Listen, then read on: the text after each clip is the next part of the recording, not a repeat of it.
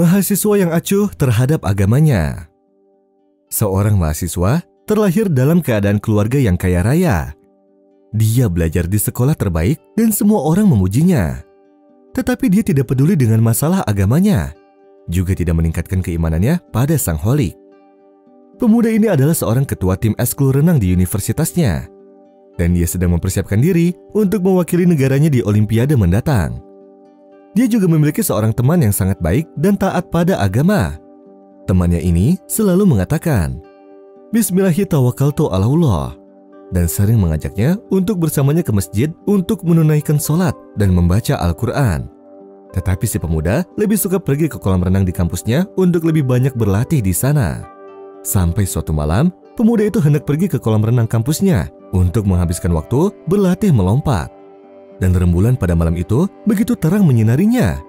Dan dalam keheningan tempat itu, pemuda itu merasa sangat nyaman karena tidak ada siapapun di area kolam renang kecuali dirinya. Dan tidak terfikir olehnya untuk menyalakan lampu kolam renang karena ia merasa sinar rembulan sudah cukup terang untuk menembus kolam renang tersebut melalui jendela.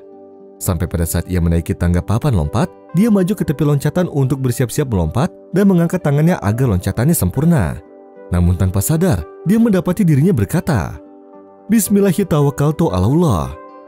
Setelah dia mengatakannya, dia mengagumi dirinya sendiri karena kalimat yang selalu diucapkan temannya tersebut. Dia juga merasakan sesuatu yang aneh dalam dirinya, namun entah kenapa. Sehingga dia pun menghiraukan keanehan tersebut dan bersiap lagi di tepi podium untuk melompat. Dan kali ini ia ingat perkataan yang temannya sering ucapkan, yang sering diulanginya setiap mau melakukan sesuatu. Yang mana Rasulullah Shallallahu Alaihi Wasallam sering mengucapkan setiap pagi dan sore. Dengan nama Allah yang tidak ada sesuatu pun di bumi maupun di langit bisa membahayakan bersama namanya. Dan dia maha mendengar lagi maha mengetahui. Sedetik sebelum melompat ke bawah, petugas pemeliharaan kolam masuk ke area kolam dan menyalakan lampu kolam renang. Sehingga sang pemuda itu seketika melihat ke bawah dan terkejut sekali setelah dia melihat bahwa di dalam kolam renang tersebut tidak berisi air sedikit pun. Karena petugas pemeliharaan kolam renang sedang mengosongkannya untuk diperbaiki. Inna Allah yudafi'u 'anil ladzina amanu. Inna Allah la yuhibbu kulla khawanin kafur. Nyaris saja pemuda itu melompat dari ketinggian yang dapat membuat nyawanya melayang. Lalu pemuda itu pun turun dari podium atas loncatan renang tersebut sambil menangis.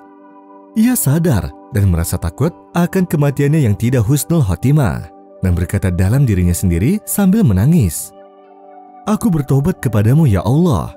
Berapa kali aku dalam bahaya dan dekat dengan kematian, tetapi dengan belas kasihan-Mu, Engkau memberiku kesempatan lagi untuk menyadarkanku sebelum terlambat.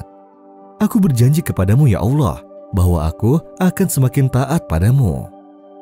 Semenjak kejadian malam itu, ia menjadi rajin untuk selalu sholat di masjid, dan juga berteman dengan orang-orang soleh, serta membaca Al-Quran.